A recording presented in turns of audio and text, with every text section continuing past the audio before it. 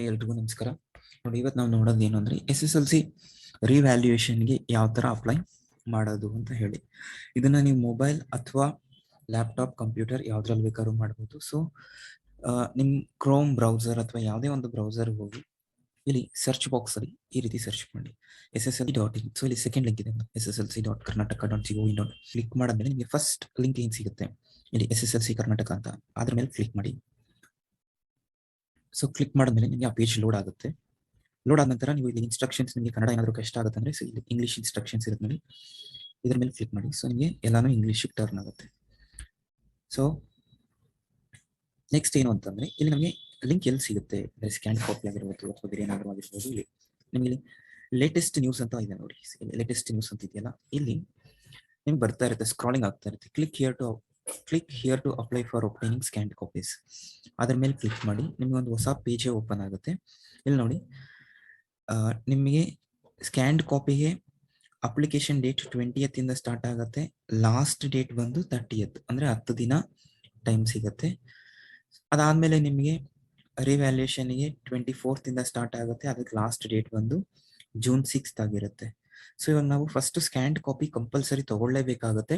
Without scanned copy ನೀವು retotalling ಆಗಲಿ ಅಥವಾ ರಿವ್ಯಾಲ್ಯೂಯೇಷನ್ ಆಗಲಿ ಅಪ್ಲೈ ಮಾಡೋದಕ್ಕೆ ಸಾಧ್ಯ ಇಲ್ಲ. ಸೊ ನೋಟ್ ಮಾಡ್ಕೊಳ್ಳಿ. ಸೊ ಇವಾಗ ಆನ್ಲೈನ್ ಅಪ್ಲಿಕೇಶನ್ ಮೇಲೆ ಕ್ಲಿಕ್ ಮಾಡಿ. ಆನ್ಲೈನ್ ಅಪ್ಲಿಕೇಶನ್ ಮೇಲೆ ಕ್ಲಿಕ್ ಮಾಡಿದ್ರೆ ನಿಮ್ಗೆ ಸದ್ಯಕ್ಕೆ ಒಂದೇ ಲಿಂಕ್ ಮಾತ್ರ ಕೊಟ್ಟಿದ್ದಾರೆ, application form for scanned copy.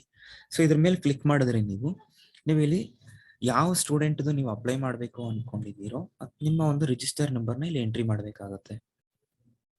Okay, ಇವಾಗ ನಾನು ನಂದೇ ಸ್ಟೂಡೆಂಟ್ದು ಒಂದು ಸ್ಕ್ಯಾನ್ಡ್ ಕಾಪಿ ಅಪ್ಲೈ ಮಾಡಬೇಕಿತ್ತು. ಅವ್ರದೇ ರಿಜಿಸ್ಟರ್ ನಂಬರ್ ಎಂಟ್ರಿ ಮಾಡಿ ನಿಮಗೆ ತೋರಿಸ್ಕೊಡ್ತೀನಿ. ಸೊ ಅವ್ರದ್ದು ರಿಜಿಸ್ಟರ್ ನಂಬರ್ ಬಂದು 2022-081-7935 ಅಂತ. ಸೊ ವ್ಯೂ ಅನ್ನೋದ್ರ ಮೇಲೆ ಕ್ಲಿಕ್ ಮಾಡಿ. ರಿಜಿಸ್ಟರ್ ನಂಬರ್ ಎಂಟ್ರಿ ಮಾಡಿದ್ಮೇಲೆ ನಿಮಗೆ ನಿಮ್ದು ಪ್ರತಿಯೊಂದು ಡೀಟೇಲ್ಸ್ ಬರುತ್ತೆ.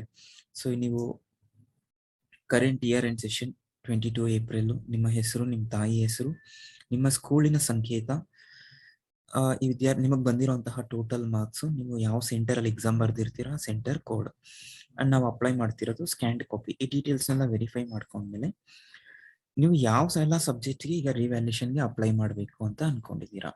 ಸೊ ನಾನು ಇವ್ರಿಗೆ ಅಪ್ಲೈ ಮಾಡಬೇಕಾದ್ರೆ ಸೋಷಲ್ಗೆ ಮಾತ್ರ, ಅವ್ರಿಗೆ 100 ಬರಬೇಕಿತ್ತು, ಬಟ್ 4 ಅಂಕ ಕಡಿಮೆ ಬಂದಿದೆ. ಸೊ ಅದರಿಂದ ನಾವು ಸ್ಕ್ಯಾನ್ಡ್ ಕಾಪಿಗೆ ಅಪ್ಲೈ ಮಾಡಿ ಅದಾದ ನಂತರ ರಿವ್ಯಾಲ್ಯೂಷನ್ಗೆ ಅಪ್ಲೈ ಮಾಡ್ತೀವಿ. ಸೊ ಇದಾದ್ಮೇಲೆ ಇಲ್ಲಿ ಅಮೌಂಟ್ ತೋರಿಸುತ್ತೆ ನೋಡಿ. ಸಪೋಸ್ ನೀವು ಒಂದೇ ಪೇಪರ್ಗೆ ಅಪ್ಲೈ ಮಾಡಿದ್ರೆ 400, ನೀವು 2 ಪೇಪರ್ಗೆ ಅಪ್ಲೈ ಮಾಡಿದ್ರೆ 800. ಸೊ ಈಚ್ ಪೇಪರ್ಗೆ ನಿಮಗೆ 400 rupees ಕಾಸ್ಟ್ ಆಗುತ್ತೆ ಈಚ್ ಪೇಪರ್ಗೆ. ಸೊ ಒಂದೊಂದು ಪೇಪರ್ಗೂ. ಸೊ ನಾನು ಒಂದೇ ಅಪ್ಲೈ ಮಾಡ್ತಿರೋದ್ರಿಂದ ನನಗೆ ಇಲ್ಲಿ 400 rupees ತೋರಿಸ್ತಾ ಇದೆ. ದೆನ್ ಕ್ಯಾಂಡಿಡೇಟ್ದು ಮೊಬೈಲ್ ನಂಬರ್ ಎಂಟ್ರಿ ಮಾಡಬೇಕು. ಸೊ ನಾನು ಅವ್ರದ್ದು ಮೊಬೈಲ್ ನಂಬರ್ನ ಎಂಟ್ರಿ ಮಾಡ್ತಾ ಇದ್ದೀನಿ.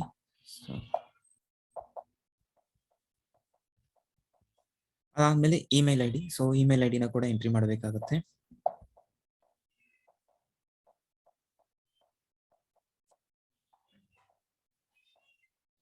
ಸೊ ನೀವು ನಿಮ್ಮ ಇಮೇಲ್ ಐಡಿಯನ್ನ ಎಂಟ್ರಿ ಮಾಡಿ, ಯಾಕಂದ್ರೆ ನಿಮ್ಗೆ ಲಿಂಕ್ ಸಿಗುತ್ತೆ.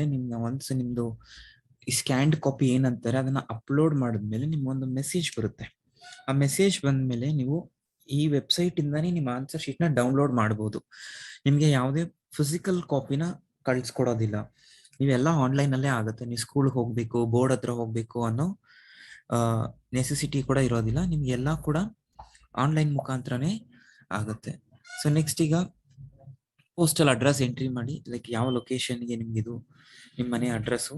ನಾನು ಆ ಮಗುದು ಶಾಲೆ ಅಡ್ರೆಸ್ನ ಎಂಟ್ರಿ ಮಾಡ್ತೀನಿ. ಸೊ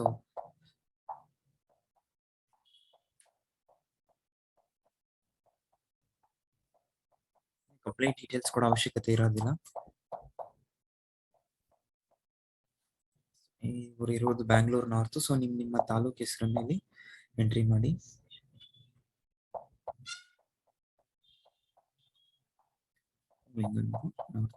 ಪಿನ್ ಕೋಡ್, ಸೊ ನಿಮ್ಮ ಪಿನ್ ಕೋಡ್ ಅನ್ನ ನೀವು ಎಂಟ್ರಿ ಮಾಡಿ. ಇದಾದ್ಮೇಲೆ ಸಬ್ಮಿಟ್ ಕೊಡಿ. ಸೊ ಇವಾಗ ನಿಮಗೆ ಇಲ್ಲಿ ಅಪ್ಲಿಕೇಶನ್ ನಂಬರ್ ಅನ್ನೋದು ಒಂದು ಜನರೇಟ್ ಆಗಿರುತ್ತೆ. ಇದೇನೂ ಇಲ್ಲ, ನಿಮ್ಮ ರಿಜಿಸ್ಟರ್ ನಂಬರು, ಅದಾದ್ಮೇಲೆ 100 ಒನ್ ಲಾಸ್ಟ್ ಅಲ್ಲಿ. ಸೊ ನೀವು ಅದನ್ನ ಒಂದು ಸ್ಕ್ರೀನ್ಶಾಟ್ ತೆಗೆದು ಇಟ್ಕೊಂಡು ಸೇವ್ ಮಾಡಿ ಇಟ್ಕೊಂಡಿರ್ಬೇಕಾಗುತ್ತೆ. ನೆಕ್ಸ್ಟ್ ಸಬ್ಮಿಟ್ ಕೊಡಿ. ಸಬ್ಮಿಟ್ ಕೊಟ್ಮೇಲೆ ನೆಕ್ಸ್ಟ್ ಮೇಕ್ ಪೇಮೆಂಟ್ ಅನ್ನೋ ಆಪ್ಷನ್ ಮೇಲೆ ಕ್ಲಿಕ್ ಮಾಡಬೇಕಾಗುತ್ತೆ. ಸೊ ಈಗ ನೀವು ಕ್ಯಾಶ್ ಪೇಮೆಂಟ್ ಮಾಡ್ತೀರಾ ಅಥವಾ ಆನ್ಲೈನ್ ಪೇಮೆಂಟ್ ಮಾಡ್ತೀರಾ ಅಂತ ಹೇಳಿ.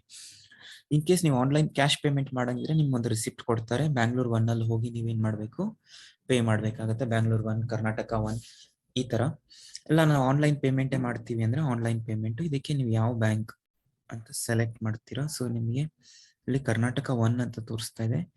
ನಾವು ಕ್ಯಾಶ್ ಪೇಮೆಂಟೇ ಮಾಡೋದು ಉತ್ತಮ ಅನ್ಸುತ್ತೆ. ಬ್ಯಾಂಗ್ಳೂರ್ ಒನ್ ನಮ್ಗೆ ನಿಯರ್ ಬೈ ಇರುತ್ತೆ.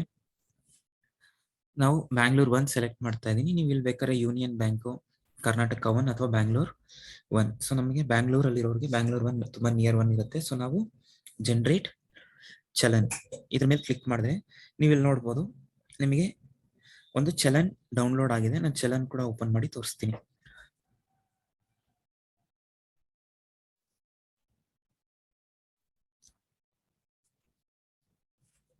ಸೊ ಈಗ ಚಲನ್ ಓಪನ್ ಆಗ್ತದೆ ನೋಡಿ.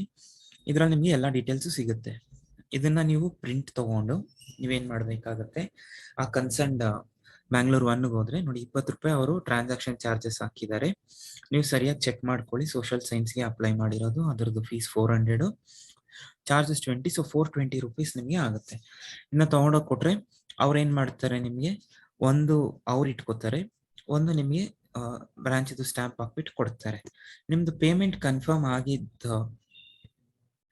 ಏನಂತ ಹೇಳ್ತೀವಿ, ಪೇಮೆಂಟ್ ಆಗಿದ್ದು ಒಂದು 2 ಡೇಸ್ ಅಲ್ಲಿ ಅಥವಾ 3 ಡೇಸ್ ಅಲ್ಲಿ ನಿಮ್ಗೆ ಏನಾಗುತ್ತೆ, ನಿಮ್ ಸ್ಕ್ಯಾನ್ಡ್ ಕಾಪಿನ ಇದೇ ವೆಬ್ಸೈಟ್ಗೆ ಅಪ್ಲೋಡ್ ಮಾಡ್ತಾರೆ. ಅದನ್ನ ನಿಮ್ಮ ಸಂಬಂಧಪಟ್ಟ ಶಿಕ್ಷಕರ ಹತ್ರ ತೋರಿಸ್ಬಿಟ್ಟು ಅವ್ರು ಇನ್ ಕೇಸ್ ನಿಮಗೆ ಮಾರ್ಕ್ಸ್ ಬರುತ್ತೆ, ನೀವು ರಿವ್ಯಾಲ್ಯೂಷನ್ ಹೋಗ್ಬೋದು ಅಂತಂದ್ರೆ ಡೆಫಿನೆಟ್ ಆಗಿ ನೀವು ರಿವ್ಯಾಲ್ಯೂಷನ್ಗೆ ಅಪ್ಲೈ ಮಾಡಬಹುದು. ಒಟ್ನಲ್ಲಿ ಈ ವಿಡಿಯೋನಲ್ಲಿ ನಾವು ಸ್ಕ್ಯಾನ್ಡ್ ಕಾಪಿಗೆ ಯಾವ ತರ ಅಪ್ಲೈ ಮಾಡೋದು, ಏನ್ ಸ್ಟೆಪ್ ಬೈ ಸ್ಟೆಪ್ ಪ್ರೊಸೀಜರ್ ಅನ್ನೋದು ತಿಳ್ಕೊಂಡ್ವಿ. ಸೊ ಇದನ್ನ ನಿಮ್ಮ ಫ್ರೆಂಡ್ಸ್ಗೆ ಆದಷ್ಟು ಮಂದಿಗೆ ಇದನ್ನ ಶೇರ್ ಮಾಡಿ. ಸೊ ಅವ್ರಿಗೂ ಕೂಡ ರಿಕ್ವೈರ್ಮೆಂಟ್ ಇರುತ್ತೆ, ತುಂಬಾ ಜನ ಗೊತ್ತಿರೋದಿಲ್ಲ. So thank you so much. ನಾನು ಈ ಸ್ಕ್ಯಾನ್ಡ್ ಕಾಪಿ ಅಪ್ಲೋಡ್ ಆದ್ಮೇಲೆ ನೆಕ್ಸ್ಟ್ ಫರ್ದರ್ ಪ್ರಾಸೆಸ್ ಏನು ಎಂಬುದನ್ನ ನಾವು ನೋಡೋಣ. ಅಲ್ಲಿವರೆಗೂ take care of yourself. Until that, bye by.